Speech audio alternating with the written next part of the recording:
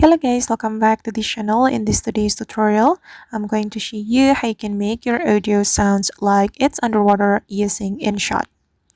Okay, let's get into it guys. Here I have opened my InShot, and first of all, I'm going to open up the project I have just created. I'm going to go to the video section, and this is my project. Okay, and I have imported my audio to this InShot project. Then I'm going to make my audio sounds like it's underwater. If we want to make our audio sounds like it's underwater, we can apply voice effect to our audio. You can tap on your audio and then you can go to the voice effect.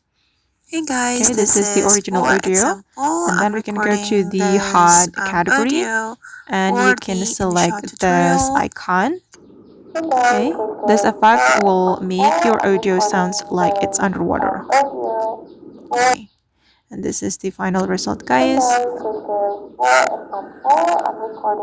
Okay.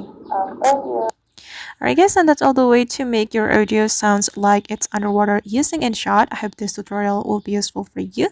Thank you so much for watching, and if you found this video helpful, don't forget to like, comment, share, and also subscribe to this channel. Bye!